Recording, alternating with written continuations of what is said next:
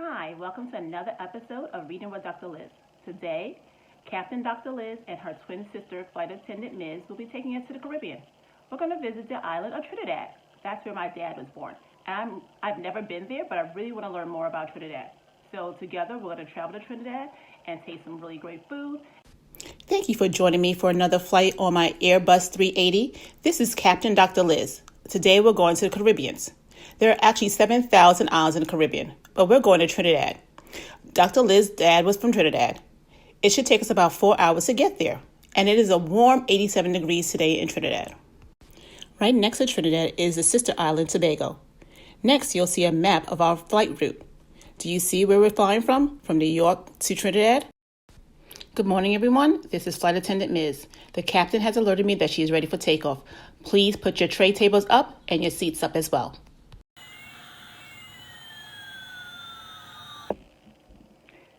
So now, while we're on our flight, let's sit back and enjoy this read aloud. Cendrillon, a Caribbean Cinderella story. You may think you know the story I'm going to tell you, but you have not heard it for true.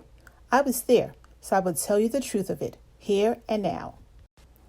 I live on a green island in the so blue Merdes Antilles, the Caribbean Sea. Long ago, when I was a child, my family was poor. When my mother died, she left me only one thing, a wand of mahogany. 3 taps will change one thing into another, my mother had whispered, but only for a short time, and the magic must be used to help someone you love. Of what use was this to an orphan like me, who every day struggled to find shelter and fill her belly? I could not use the wand. I had no one to love and no one who loved me. When I grew up, I worked as a blanchisseuse, a washerwoman, scrubbing other people's sheets and shirts at the riverside, drying them on the sun. One woman I worked for was kind. I often nursed her, for she was always sickly, poor creature. In thanks, she made me the nanin, godmother of her baby girl Cendrillon. When I held that baby in my arms on her christening day, I felt such love, and I saw love return from her sweet brown eyes. Alas, Cendrillon's mama died soon after this. Then her papa, Monsieur, married again. Madame Prosperine was a cold woman and puffed up proud because her grandfather had come from France. When a new daughter, Vitaline, was born, Madame gave a christening party for her rich friends. What a feast it was! Madame and the other fine ladies were dressed in satin and velvet, all the colors of the rainbow. They laughed at my worn white skirt and peasant way of speaking. Pretty Cendrillon came and kissed me. Bonjour, nanin. She gave me a cup of punch. Her hands were blistered and red. Pauvre petit Cendrillon, poor little child, I cried. What have you done to yourself? She shrugged. My father's wife works me like a serving girl. And Monsieur allows this? Sighing, she said, He fears Madame, but I am strong. The work hurts my hands, but not my heart. Some day I will find a way to help. Even as I spoke them, my words sounded hollow. What could I, a poor washerwoman, do for my dearest? When she was older, Cendrillon would come to the river each morning to do the family's laundry. Her sweet bonjour was music. Her smile was sunshine. Even when the clouds hid the sun, we knelt beside the other blanchisseuses and talked and sang and laughed, and we scrubbed the clothes. Cendrillon seemed so happy. I wished that I could always see her so. Nothing was easy for her at home. Madame and spoiled Vitaline ate dainties. Cendrillon often had only a handful of manioc flour and tail ends of codfish. All day she worked. At night she slept on a hard straw pallet. Then, one day, she came sad-faced to the river. No singing or joking would make her smile. I asked, What troubles you so, child? There is a ball tonight, and I am not to go, she said, looking so miserable my heart nearly snapped in two. Vitaline and Mama will go, but Mama says I am lazy. Does it mean so much to you, this ball? Oh, yes, nanin, she cried. It is a birthday fete for Paul, Monsieur Thibault's son. He is so handsome and well-spoken. He is like a prince, yet he is kind. Do not cry, dear one, I said, hugging her. Tonight you will go to the ball. For true? Upon my soul, I promise this, I said. though I was fearful of risking so much when I had no plan. But her smile lightened my heart. As she gathered up her laundry, I heard her singing. Long after she left, I sat watching the river. How am I to keep my promise? I asked myself. When I could think of no answer, I prayed to Bon Dieu, good God, and he answered, because I began to think of what I must do. It was dark when I reached home, took my mother's wand from the shelf, and hurried to my sweet Cendrillon. What a bubble at the house. Cendrillon's papa stood on the porch, holding his gold watch, while the coachman waited beside the family carriage. We are late, Monsieur said, as if the fault belonged to me. Inside, Madame and Vitaline were shouting, Cendrillon, find my shoulder scarf. Cendrillon, comb my hair. I helped arrange Madame's gown while Cendrillon combed Vitaline's hair. Finally, they were off away. Good riddance.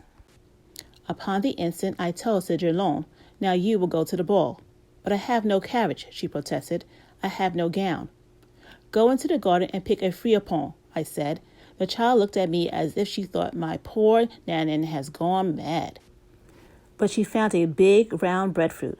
I tapped this 3 times, toe, toe, toe, with my wands, and it became a gilded coat. So far, so good. Cendrillon gasped, but I told her, do not waste your breath on questions. We still have much to do. Toe, toe, toe. 6 agoutis in a cage became 6 splendid carriage horses. Toe, toe, toe. 5 brown field lizards became 5 tall footmen. Toe, toe, toe. A plump manacou was changed to a coachman. Then I tapped Cendrillon. Her poor calico dress was changed into a trailing gown of sky blue velvet.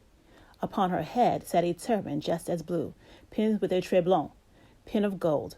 She had a silk shoulder scarf of pale rose, rings in her ears, bracelets, and a necklace of 4 strands of gold beads, bigger than peas. Upon her feet were elegant slippers, embroidered with roses. It was enough to hurt my eyes to look at my darling. Finally, I turned my washerwoman's shift into a fine red dress. I would chaperone Cendrillon, as suited a proper young lady. Away we went, over the bridge, through the town, along the shore, to the Grand Maison of Monsieur Thibault. Just before we stepped down from our carriage, I warned Cendrillon, the magic lasts only a short time. We must leave before the midnight bell is rung. Yes, Nanan, she promised. What a grand entrance Cendrillon made. All eyes turned toward her and could not turn away. I heard whispers all around. Who is that pretty girl? Look at how fine her clothes are. Did she come from France? Even Cendrillon's stepmother and sister did not recognize the 2 of us, though they peered crossly at us. Then Paul, his eyes blazing with love fire, asked her to dance, and he refused to dance with any other. I know. I watched as I ate. Oh, what fine food I helped myself to, as I watched the handsome couple, even chocolate sherbet. Cendrillon was so happy, and I was happy seeing her so, that we forgot to mark the time. Suddenly, I heard the distant bell strike the first chime of midnight. Astonishing all with rudeness, I grasped Cendrillon's hands and cried, It is nearly midnight, we must go. For a moment, I feared she would not obey. Then she turned and we ran toward the door. Paul cried, Wait! I don't even know your name. He ran after us, but guests and servants, confused by such running and shouting, blocked his way. As it was, we barely escaped to our carriage, because Cendrillon stumbled on the stair. She had to leave behind one embroidered slipper. Off we sped into the night, as I counted the chimes. And the moment I heard the 12th stroke, we found ourselves in the dusty road, beside a smashed breadfruit, around us agoutis and lizards, and a fat manacou scurried into the brush. We walked home like 2 ragged washerwomen. Our fine clothes were gone, all except Cendrillon's one pink slipper. She took it off, saying, I will keep this to remind me of this wonderful night, and a happiness I will never know again. But I said, I will help you visit Paul again. She shook her head. I see now that it was not Cendrillon he fell in love with, she said. He was under the spell of your wand. When the magic goes, the love too will fade from his eyes. Alas, I said, my plans have come to nothing. I cannot give you the gift of a love that would change your life for true. Dear godmother, she said, kissing my cheek, you gave me this night. It is enough. I did not see Cedrillon at the river the next day. When I called the house, I found she was in bed. Madame and Vitaline said she was being lazy, but I saw she was sick with a broken heart. I stroked her brow for a good long time until I heard a great commotion. When I looked for the cause, I found that Paul had arrived. He was followed by a footman carrying Cedrillon's lost pink slipper on a satin pillow. To Madame and Vitaline, he explained, I am searching for the lovely stranger who was at the fete last night. This is her slipper. I'm asking all unmarried young women on the island to try it on. I will wed the one whose foot it fits. From the doorway I heard Madame say, My pretty daughter is the only unmarried girl in this house. Then Vitaline and her mamma tried to force the girl's big foot, with toes like sausages, into the slipper. Such grunting and groaning you never heard. So eager were they. I feared they would destroy the slipper. If you cut off those big toes, I called out, it would be like a fine fit. Madame screeched, Go away, old woman. And I did. Straight back to Cedrillon's room I marched. Now, child, if you love me, I charged her, do this one thing for me. Go out into the hall. She drew a shawl around her cotton shift. Barefoot, she went into the hall, where panting Madame and sobbing Vitaline had given up the battle of the slipper. But just as Paul was turning to go, I tapped Cedrillon, toop, toop, toop, with my wand. To the astonishment of all, she appeared as she had at the ball. No, godmother dear, she said, no more spells. With a sigh, I touched her again. And she was as she was before, in her shift and shawl. Without hesitation, Paul knelt before her. Gently, he placed a slipper on her foot. Then he said, You are as beautiful this minute as you were last night. And everyone in the room could see the true love in his eyes. Cedrillon and Paul were married soon after this. Even the king and queen of France never had such a wedding.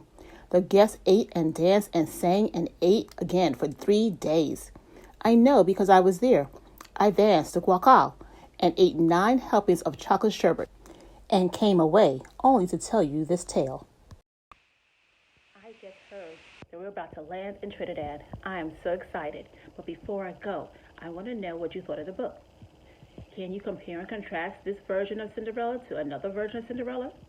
Be sure to let me know your thoughts about it. Let's see what's happening in Trinidad now. Wow, it is definitely hot and sunny out here. I'm about to get on a Segway and tour the island. Come join me. So I've arrived in Port of Spain, the capital of Trinidad. Here's a picture of my dad. He was born in Port of Spain. Here's some pictures of the beautiful things I saw as I traveled throughout Trinidad.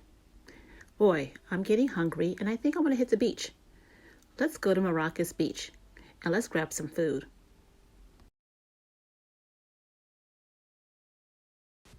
When I was on the plane, I remember seeing a photo of a fried dough sandwich called Doubles. It's fried dough with curry chickpeas inside. I think that's what I'll have for lunch. Thank you for joining me on this adventure. I'm tired now. I'm going to head back to my hotel and take a nap. I'll see you next time.